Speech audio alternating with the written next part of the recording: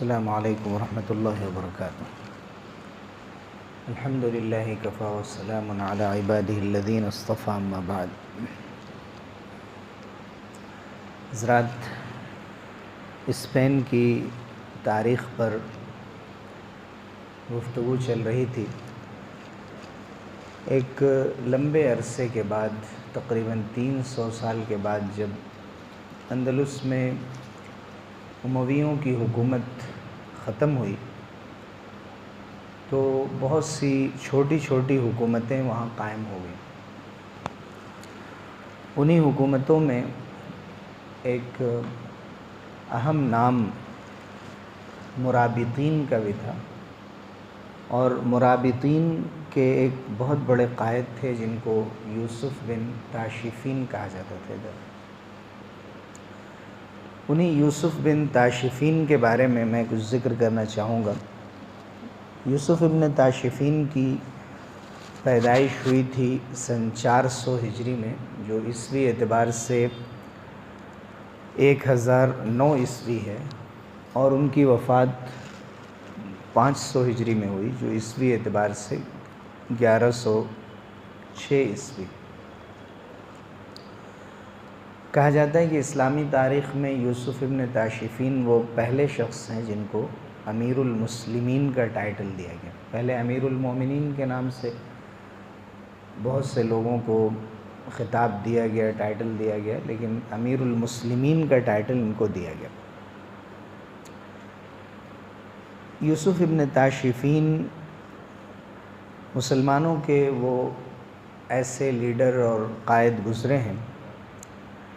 کہ جنہوں نے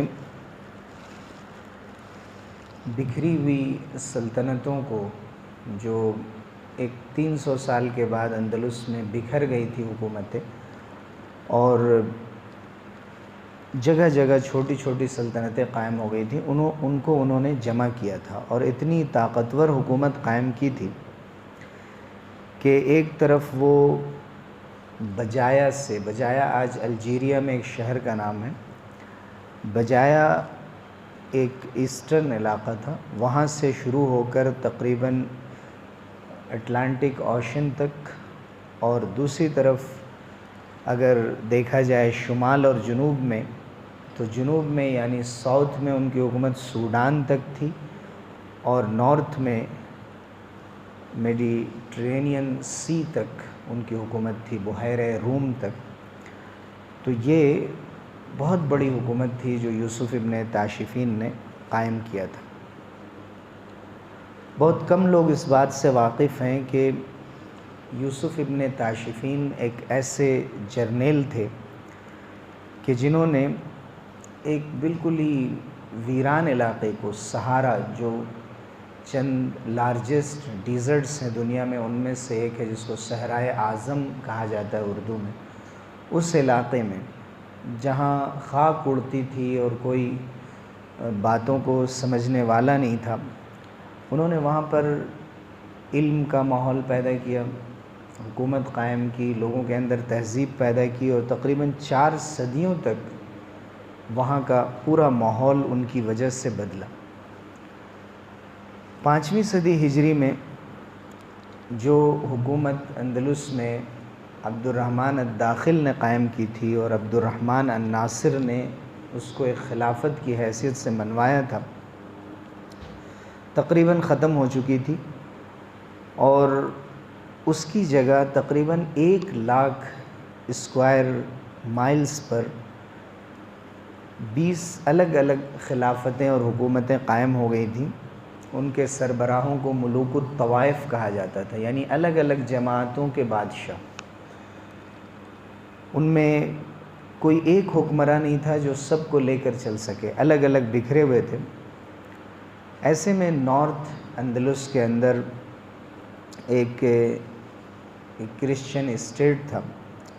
جس کے رولر کا نام تھا الفانسو۔ الفانسو نے یہ کیا تھا کہ مستقل چھوٹی چھوٹی جتنی ریاستیں تھیں مسلمانوں کی، ان پر قبضہ کرنا شروع کر دیا تھا، اور قریب تھا کہ اندلس میں مسلمانوں کا بالکل خاتمہ ہو جائے اور ہمیشہ کے لیے ختم ہو جائے۔ لیکن ایک ایسی شخصیت نارتھ افریقہ سے ابھری کہ جس میں قیادت کی غیر معمولی صلاحیت تھی۔ اللہ تعالیٰ نے ان کو ہمت بھی عطا فرمائی تھی اور سیاست میں بھی بڑے ماہر تھے۔ اس کے ساتھ ساتھ وہ بہت ہی سادہ مزاج انسان تھے، نرم دل تھے، محنتی انسان تھے۔ ان کا تعلق ایک خاص قبیلے سے تھا جو بربری نسل سے جس کا تعلق تھا، لمتونہ اس قبیلے کو کہا جاتا تھا، اور یہ لوگ مراکش کے صحرائی علاقوں میں آباد تھے جہاں ایسی ریت اڑتی تھی کہ عموماً لوگ رومال باندھا کرتے تھے، نقاب پوش ہوا کرتے تھے، جن کو ملثمین کہا جاتا ہے۔ 400 ہجری میں اس قبیلے کے کچھ افراد نے کسی گمنام مبلغ کی دعوت پر لبیک کہتے ہوئے اسلام قبول کیا تھا، اور ان 9 مسلموں میں سے ایک شخص تھا جس کا نام تھا جوہر۔ یہ شخص جب حج کے سفر پر گئے، یعنی نئے اسلام لانے والوں میں جوہر نامی ایک شخص تھے، تو واپس آ کر انہوں نے تیونیشیا میں قیروان نامی شہر میں وہاں ملاقات کی ایک بڑے عالم سے، اور جوہر نے ان کو بتایا کہ ہم لوگ ایسے لوگ ہیں کہ نئے نئے اسلام لائے ہیں، ہمیں کلمے کے سوا دین کا کچھ بھی علم نہیں ہے۔ تو ان عالم صاحب نے اپنے ایک شاگرد کو ان کے حوالے کیا جن کا نام تھا عبداللہ بن یاسین۔ ان کو معلم بنا کر ان کے ساتھ بھیج دیا کہ یہ تمہارے قبیلے میں جا کر دین سکھائیں گے۔ جب وہ اس قبیلے میں، لمتونہ قبیلے میں پہنچے تو ان کا بہت استقبال ہوا، اور وہاں انہوں نے اسلام کی دعوت اور تبلیغ شروع کی، اور جتنے بھی قبیلے بکھرے ہوئے تھے، الگ الگ ٹرائبس تھے، ان کو متحد کیا، ایک کیا، اور اس صحرائی علاقے میں جہاں یہ 9 مسلم آباد تھے، خود ایک اسٹیٹ قائم ہو گئی، ایک ریاست قائم ہو گئی۔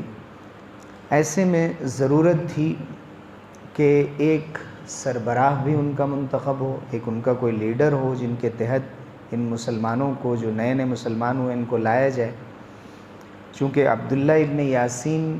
ان کو پڑھاتے لکھاتے تھے، اور جو جوہر تھے وہ ان لوگوں میں، نئے نئے لوگوں میں اسلام کی دعوت دے کر ان کو اسلام سے جوڑتے تھے۔ ان میں انہوں نے چنا ایک ابو بکر ابن عمر نامی ایک شخص کو، ان کو اپنا ذمہ دار اور سردار بنایا، اور ان کی طاقت سے مروب ہو کر بہت سے نئے نئے قبیلے اسلام میں داخل ہوئے۔ ابو بکر ابن عمر کو اس وقت بہت شرمندگی ہوئی جب انہوں نے دیکھا کہ ہمارے قبیلوں میں دین نہیں ہے، صحیح علم نہیں ہے، اور ایک بوڑھی خاتون نے آ کر شکایت کی کہ لوٹ مار کی وجہ سے میرا اونٹ گم ہو گیا ہے۔ تو ابو بکر ابن عمر نے کہا کہ اب ہمیں ایک ایسے شخص کی ضرورت ہے کہ جب لوگوں کے درمیان جھگڑا ہو، کسی کے ساتھ ظلم ہو، تو ان کو انصاف دینے کے لیے کوئی ماہر قاضی بھی ہو ان کے درمیان، اور لے کر چلنے والا بھی ہو۔ تو انہوں نے اس کام کے لیے یوسف ابن تاشفین کو منتخب کیا تھا، جس وقت ان کی عمر 50 سال کی ہو چکی تھی۔ ایک قاضی کی حیثیت سے، ایک جج کی حیثیت سے وہ ان لوگوں کے ساتھ جڑے تھے، لیکن جب ابو بکر ابن عمر جو ان کے لیڈر منتخب ہوئے تھے، جب ان کا انتقال ہوا، تو اس وقت مرابطین نے یوسف ابن تاشفین کو اپنا امیر چن لیا۔ ان کو میں نے جیسا کہ بتایا کہ اس حکومت کو مرابطین کے نام سے تاریخ میں یاد کیا جاتا ہے۔ جب یوسف ابن تاشفین نے یہ ذمہ داری سنبھالی تو اس کو بہت پھیلا دیا، اور تقریباً انہوں نے 40,000 سپاہی اور لڑنے والی فوج بھی جمع کی، اور اس طرح انہوں نے جو درجنوں بربری قبیلے الگ الگ حکومتیں بنا بیٹھے تھے، ان سب کو ایک کرنے میں کامیابی حاصل کی، اور افریقہ کا جو شمال مغربی علاقہ تھا، نارتھ ویسٹ کا علاقہ، وہ انتہائی خطرناک تھا۔ وہاں ہر طرف ڈاکہ زنی ہوتی تھی، راہزن رہتے تھے۔ مقامی زبان میں اس علاقے کو مراکش کہا جاتا تھا۔ مراکش کے معنی ہوتے ہیں جلدی سے گزر جاؤ۔ یوسف ابن تاشفین نے یہ علاقہ فتح کیا، 465 ہجری کی بات ہے، اور مراکش کے نام سے ایک شہر کی بنیاد رکھی۔ عربی میں مراکش کہتے ہیں اس کو، اردو زبان میں مراکش یا مراکش کہہ دیا جاتا ہے، حالانکہ آج بھی موروکو کا ترجمہ ہم مراکش سے کرتے ہیں، عربی زبان میں اس کو المغرب کہا جاتا ہے، لیکن موروکو کے اندر ایک سٹی کا نام بھی مراکش یا مراکش ہے۔ یوسف ابن تاشفین نے وہی شہر قائم کیا تھا۔ اردو میں اس ایک شہر کے نام کو موروکو کے ٹرانسلیشن کے طور پہ پورے ملک کے نام کے طور پر دیکھا جاتا ہے اور بولا جاتا ہے۔ 466 میں 466 ہجری میں اب اپنے دور کے علماء سے یوسف ابن تاشفین نے مشورہ کیا کہ ہم اپنی مستقل حکومت قائم کریں جیسے چل رہی ہے، یا ایک بڑی حکومت کے تابع ہو جائیں۔ تو اس وقت عباسی حکومت موجود تھی بغداد میں، وہاں جا کر اس وقت کے خلیفہ مستظہر باللہ سے انہوں نے بات چیت کی اور خلافت عباسیہ کے یہ تابع ہو گئے۔ اس وقت مرابطین کی مملکت میں، یہ جو مرابطین کی حکومت تھی اس علاقے میں، وہاں خلیفہ کے نام کا سکہ بھی جاری کر دیا گیا، اور پورے افریقہ کے طول و عرض میں یہ حکومت پھیلتی چلی گئی۔ چنانچہ اگر آپ مشرق میں دیکھیں تو تیونس میں، جیسا کہ میں نے ذکر کیا، مغرب میں، ویسٹ میں بحر اوقیانوس تک یہ حکومت پھیل گئی، اٹلانٹک تک، شمال میں میڈیٹرینین سی تک، بحیرہ روم تک، اور جنوب میں یعنی ساؤتھ میں سوڈان کی سرحدوں تک یہ حکومت پھیل چکی تھی۔ ایسی عظیم الشان حکومت کا حکمراں ہونے کے باوجود یوسف ابن تاشفین بہت سادہ زندگی بسر کرتے تھے۔ ان کے دسترخوان پر جو کی روٹی، اونٹ کے گوشت اور دودھ کے ایک پیالے کے سوا کچھ نہیں ہوتا تھا۔ وہ اس طرح زندگی گزارتے تھے جیسے وہ لوگ زندگی گزارتے ہیں جو خانہ بدوش ہوتے ہیں، جن کے پاس کچھ بھی نہیں ہوتا۔ اون کا کھردرا لباس پہنتے تھے، اور ان کے اور عام اونٹ چرانے والے لوگوں کے رہن سہن میں کوئی فرق نہیں تھا۔ انہوں نے اپنی رعایا پر کسی قسم کا کوئی ٹیکس نہیں لگایا تھا۔ زکوٰۃ اور عشر جو کھیتوں کی پیداوار میں یا باغوں کی پیداوار میں جو 1/10 لیا جاتا تھا، 10واں حصہ، وہ عشر اور جزیے کے نام سے جو تھوڑی سی